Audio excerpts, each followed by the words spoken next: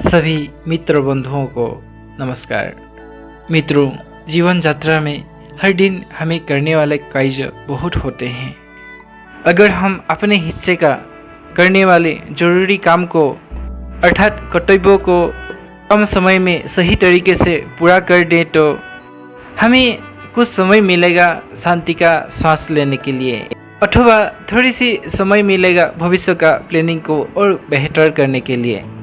लेकिन इसके लिए अपने ही मन को उमंग उत्साह से भरना भी होगा और साथ साथ कार्यों को सही तरीके से पूरा करने का ज्ञान तथा अभिज्ञता भी होनी चाहिए। और ये तो होगा अभ्यास तथा प्रयत्न के द्वारा। इसके लिए तो खुद अपना मन को तैयार करना होगा और तुरंत कार्य में लगना पड़ेगा। छाई ठंडी होने के बाद जिस तरह से उसका तेज चला जाता है, इस तरह अपने करने वाले सभी कार्य अथवा कर्तव्यों को पूरा करने के लिए अगर मन से खुशी चला जाए, उमंग उत्साह चला जाए, तो वो कार्य करने का आनंद भी नहीं मिलता है। तो आइए हमारे सभी कार्यों को खुशी खुशी शीघ्रता से पूरा करने के लिए मदद करने वाला गुण स्फूर्ति के बारे में सुनते हैं। स्फूर्ति का महत्व।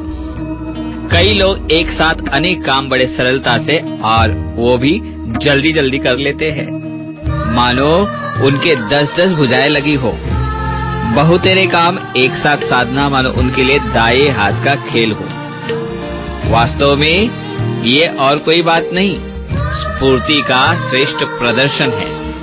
स्फूर्ति से जीवन की जीवंतता है, जिसके बिना जीना ही बेकार है। कम समय में सफलता की मंजिल तक पहुंचाने वाला अद्भुत गुण है स्फूर्ति। स्फूर्ति अर्थात उमंग उत्साह से भरपूर होकर तेजी से कार्य करना, किसी भी कार्य करने झटपट तैयार रहना तथा बिना विलंब कार्य को शीघ्रता से पूर्ण करना स्फूर्ति है।